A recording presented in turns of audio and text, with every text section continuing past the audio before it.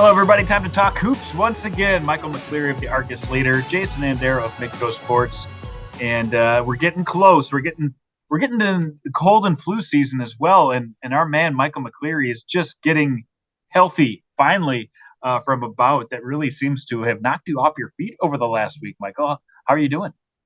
Yeah, definitely much better now. It was it was a tough couple days leading into the weekend, but started to feel a little bit better around Sunday and Monday. And getting back to it, gonna stay away from some people for a little bit now, but towards the end of the week, I'm gonna get right back to covering some high school sports, and yeah, I'm excited to get back to it. It's crazy. The entire time, I feel like I've continued to look fantastic. So I mean, it's it's literally just an internal thing for me. But I'm ready to get going. I'm ready to get back out there.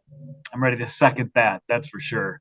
Let's see who else looked fantastic, Michael. Here's a list of the top performers over the last 7 days of basketball, and a lot of great scorers here. A lot of big time performances. I'm just going to highlight a couple of these. Nick Marshall win against St. Francis last week. Joe Seiler didn't play for White River. He was tending to an injury that he hopes to come back from very soon. But Nick Marshall really stepped up with 44 points. How about Malik Longy of Flandreau Indian? 53 points against Takini. That was a huge day for him. And another huge game for Aiden Jensen. This guy has just been going off for Madison. He had another 40-point game going against TS Pazina earlier last week. And then JT Rock, back-to-back 30-point games for the kid. We were just talking about JT a little earlier. He has really come to life, hasn't he? Yeah, he's playing how he should. Obviously being at his height with the talent that he has. I mean, we heard all last season about how he might have been the best three-point shooter that Lincoln had, and you're starting to see that sort of offensive talent that he's can demonstrate in these games. And the big point numbers, they seemed like they were just on the horizon, and it's nice to see him finally putting everything together this year. And he made some headlines Tuesday night on a breakaway dunk. I think the rim was not well constructed. That's what I'm going with, because it was a big dunk, but man, that was unique. You don't see that in high school very much. Yeah, I mean, you that shouldn't necessarily happen, no matter how hard the dunk is. But credit to JT. Maybe he's just the strongest man alive. So that's definitely something that I think that you're gonna wear as a badge of honor for the rest of your career. I think so. And he felt terrible though. By the way, after he was excited after the dunk, and then he came back and he tried to help put it back into position. And they had to move the game to the auxiliary gym because the rim was damaged goods. But congrats to JT, not only on the 30-point night, the win, but the damaged rim. That was pretty cool. So that's a look at some of our big-time top performers, but let's go through some of the ranked teams across the classes, and we'll start in Class AA boys, where Jefferson continues to stay unbeaten. They continue to play a couple close games. Tuesday night against Mitchell, though, however, they found their groove, and I really thought it started with defense, but Caden Muir has really been a steady player over the last couple of games, and then Taylor Ashley had a big game Tuesday against Mitchell. Yeah, we talked about this during last week's show, but I was able to see their game against Brandon Valley, and the thing that they've been struggling with this year is the starts. And against Mitchell on Tuesday, they did get off to a strong start. Now in the third quarter, Mitchell did make a little bit of a comeback, but you could expect that in Class AA boys basketball. I mean, Mitchell's a good team. It's a really competitive class. So, credit to Jefferson for each and every game, just, really finding ways to just close things out in the end. So Jefferson stays unbeaten. Lincoln has only lost the one game earlier in the year to Jefferson. They're on a 9-game winning streak right now. But then after that, it's a huge mess of teams that seem interchangeable. On a certain day, you can see a team like Harrisburg beat anybody, and the next day you can see O'Gorman beating anybody.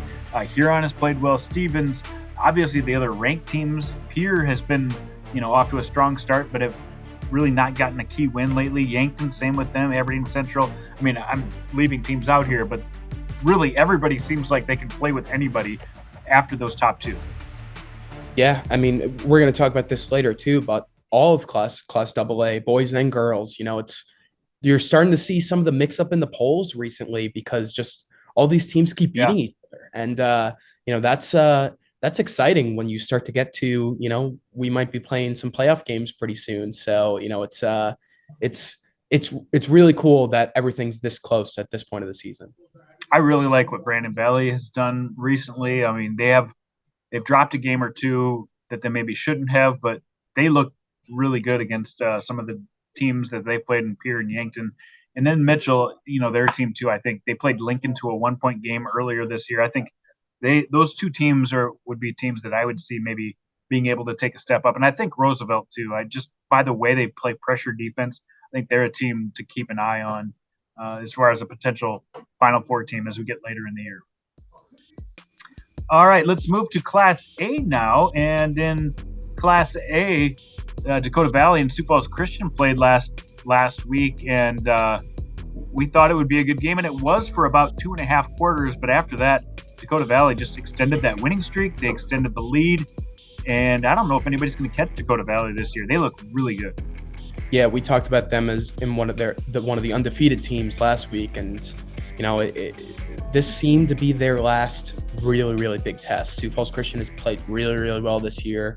Obviously, they had Sioux Valley a couple weeks ago at the Hanson Boys Basketball Classic, and passed that test pretty handily as well. So, I mean, to play those two games in consecutive weeks and to win as convincingly as they did, I mean, they just look prepared, and they're a really good team, really talented. I mean, they know that they're the favorite to win the state championship, and they bring it every single night. So, it's looking like it's going to be a really strong end to the season for Dakota Valley. But I guess technically anything can happen. But at this point, I'm feeling pretty comfortable that they're the top team in Class A. Yeah, they've played 2 close games this year. Other than that, they've pretty much handled the competition, so they can be had. But that next group of teams to kind of watch, you got the Sioux Valley Cossacks, who lost to Dakota Valley after a good start. St. Thomas More, they play each other coming up Saturday. And Sioux Falls Christian, Winter, Del Rapids, all these teams kind of in the mix. But I think it's going to tell us a lot between that Sioux Valley St. Thomas More matchup on Saturday to see if one of those two teams can maybe be a contender to Dakota Valley. Yeah, and the middle of the class is really where a lot of these battles happen for most of the season, and upsets do happen in the state tournament. It's a big stage, and sometimes some players elevate their games, and some others maybe struggle with the pressure a little bit more. So obviously you're comfortable going into that if you're Dakota Valley, considering that you literally just won last year. But like I said, anything can happen, and that sort of fighting for position at the middle of the class, that's where all these big battles happen at this time of the year. Exactly. So Class A still up in the air for sure. But let's move to Class B now, where Aberdeen Christian really proved that they were the #1 team in Class B. And they don't have a huge test here coming up soon. But White River, the #2 team, who a lot of people pegged as the top team to beat, they do have a big test coming up on Saturday. They play at the Pentagon against Sioux Falls Christian, and they've also got Wall earlier this week. But Joe Seiler did not play against St. Francis Indian, and he's hoping to come back here in the next game or two. Just a calf strain is what Eldon Marshall told us, and that obviously will make a huge difference on how they would play against a really top Class A team. Yeah, I mean those games at the Pentagon are shaping up to be some pretty good ones. So yeah, I mean I still believe in White River, just given obviously the talent that they have in Joe Seiler. I mean he's putting up numbers, and he's going to be the best player on the court in most games that he enters. So it's that always gives you an advantage, gives you a leg up. That as long as you defend well as a team, that the offense is going to come from somewhere. So I'm still a believer in White River. I think Aberdeen Christian, they certainly prove that they deserve the spot that they're at. But I don't think Class B is a done deal just yet. Yeah, Class B still will be fun to watch with Aberdeen Christian. rolling right now, but White River right there, DeSmet and Lower Brule, I think people know that those are the types of teams that can get hot as well. But after that, we've got a bunch of under the radar teams, and Faith just making it into the rankings for the first time this year. Then you got Castlewood, Wolsey Wessington, James Valley Christian, and Del St. Mary's all getting votes. That's a lot of teams to be getting votes at this time of the year. There are some definite under the radar candidates. James Valley Christian has maybe surprised a lot of people this year with what they've done. I think Del Rapids St. Mary, with the two losses they had early in the year, really against really good teams, one to DeSmet and coming up later a little bit short, but they feel like a team that could get on a roll as well. So I think it's going to be a lot of fun to see these under the radar teams and how they do not only in these first rounds of the playoffs, but if they would make it to the state tournament, if they could pull off an upset. There's a lot of potential there for that to happen. Let's move to girls basketball, and why don't you set us up with the conversation that you had this week, Michael? Yeah, obviously we've talked a little bit about the kind of craziness of Class A basketball, Class AA basketball, and specifically on the girls' side, there has been a lot of moving around in the rankings. We got a new number 1 in Jefferson, and I believe a new number 2, 3, and 5. So it was a wild week in Class AA girls basketball, and I talked to the head coach of Pierre girls basketball, Kirk Beebout, about sort of Class AA and some of the things that are going on with the governor's program. Thanks so much for coming on.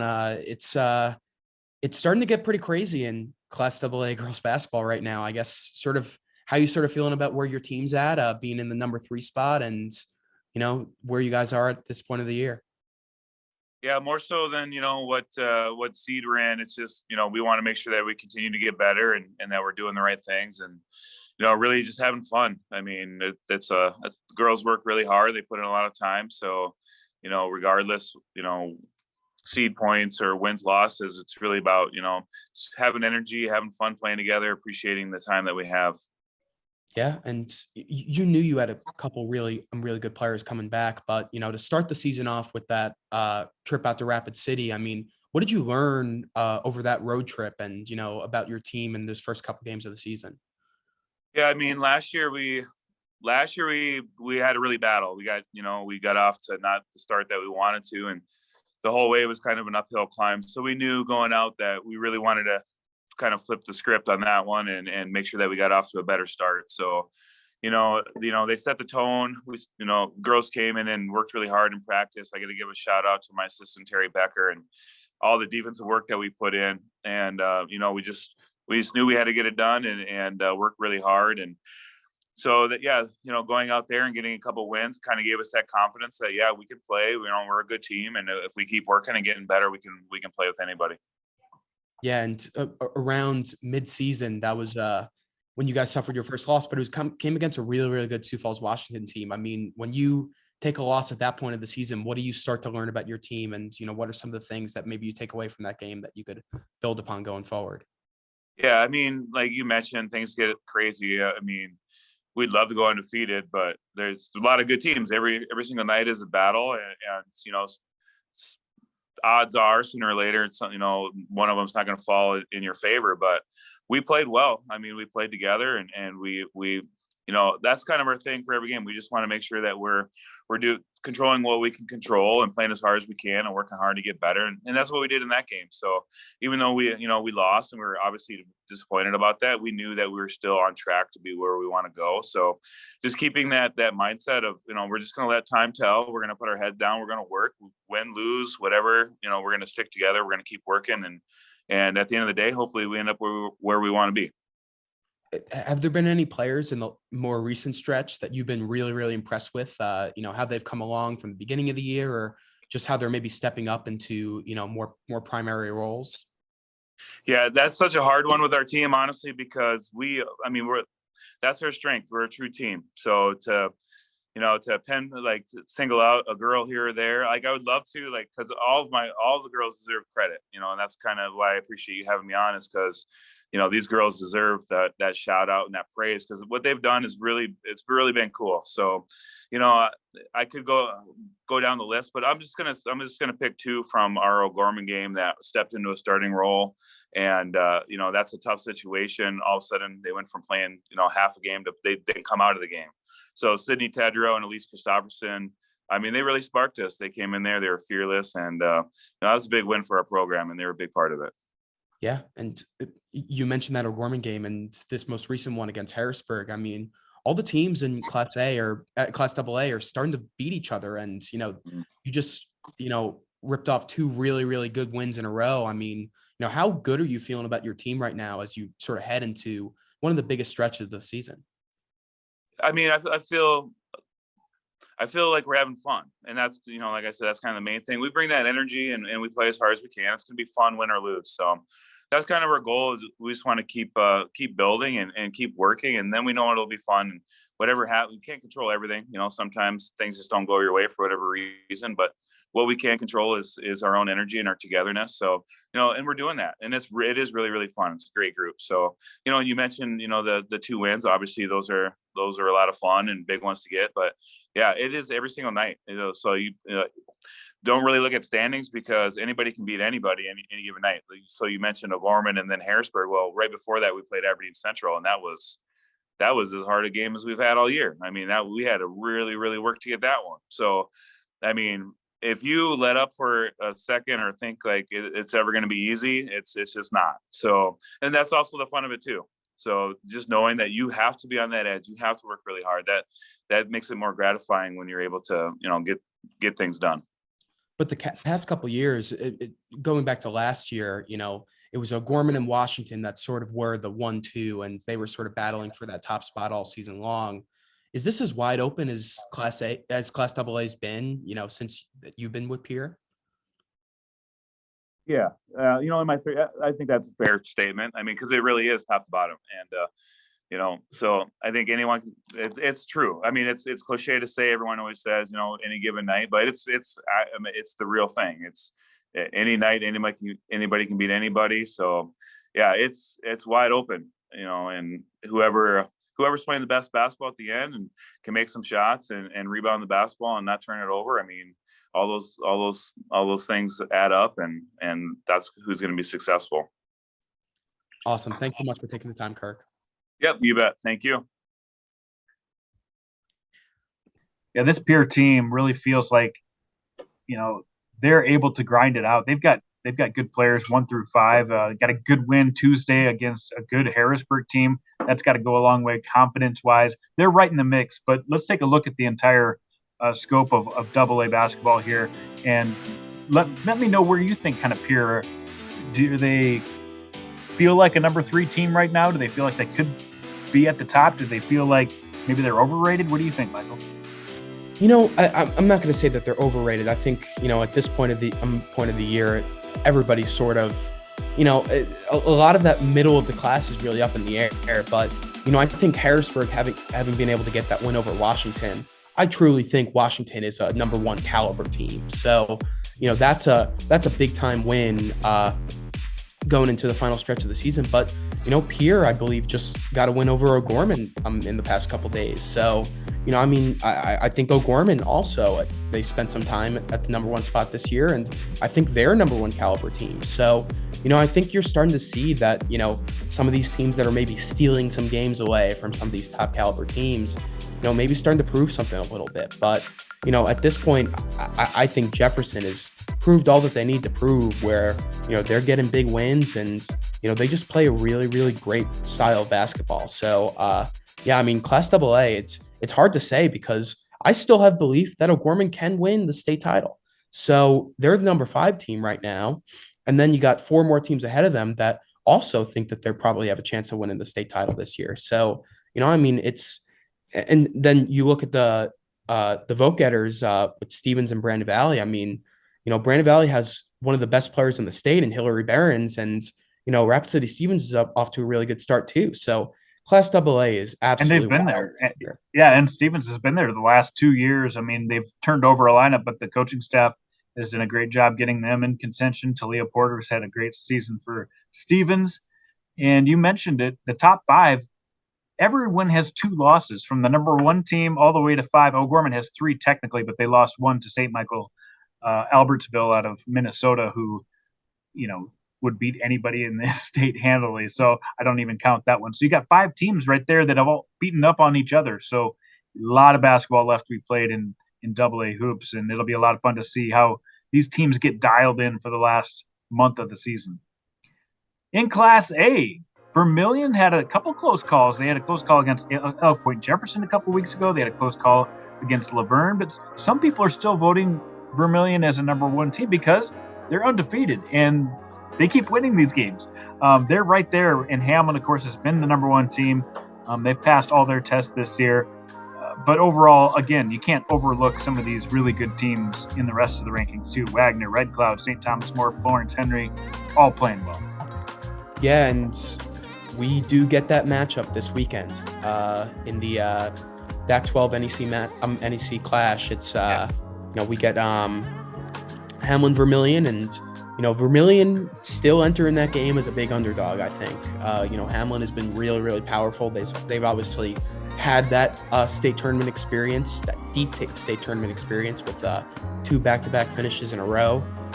So yeah, I mean, Vermilion is playing really, really well, but I think that's going to be a really, really tough game for Hamlin and for Vermilion. And Hamlin has a chance to really separate themselves from the rest of the field. But I'm still really high on Wagner, really high on St. Thomas More, and Red Cloud also unbeaten. So you can't overlook what they've done this year. So there's a lot of really good teams in Class A too.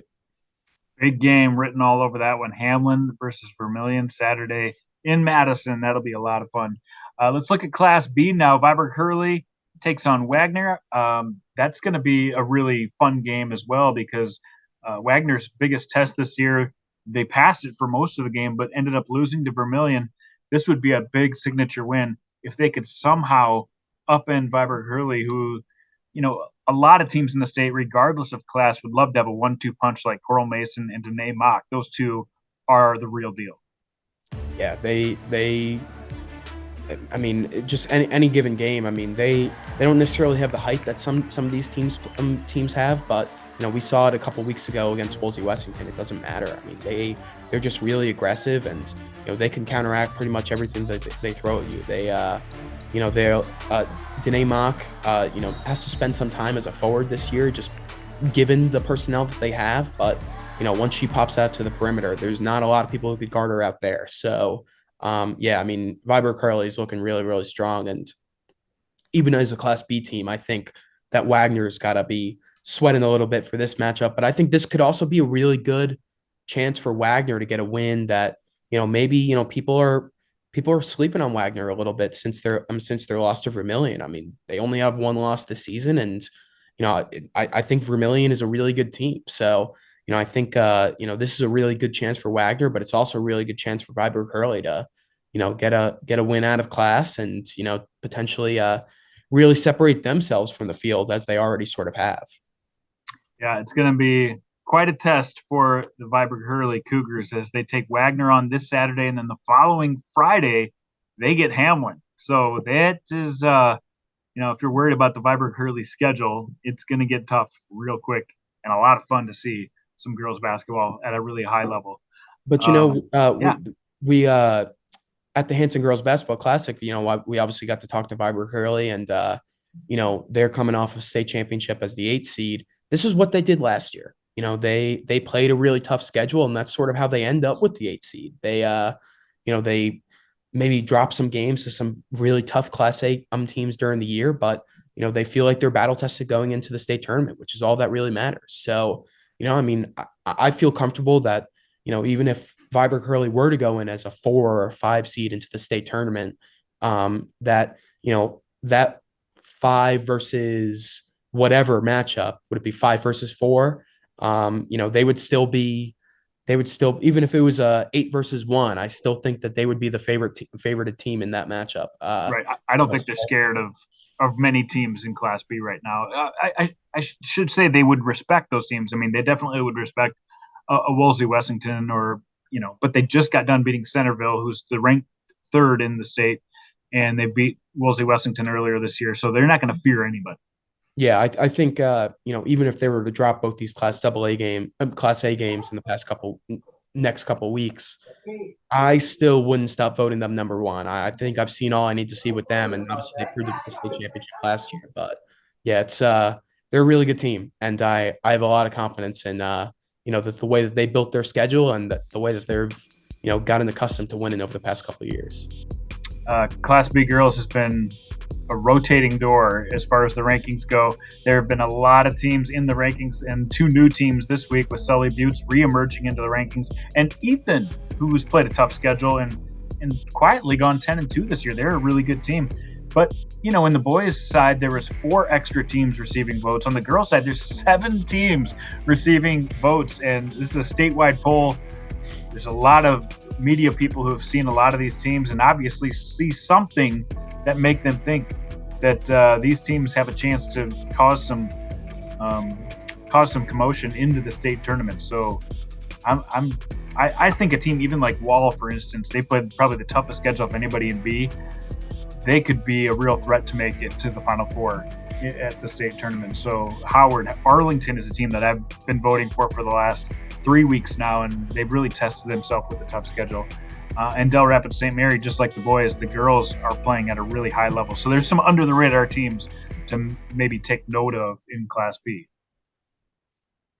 What else are you working on, Michael, as far as high school hoops? I know you got a heavy beat over there at the Argus Leader, now covering a couple of Division I teams as well. But are you doing anything high school related over the next week?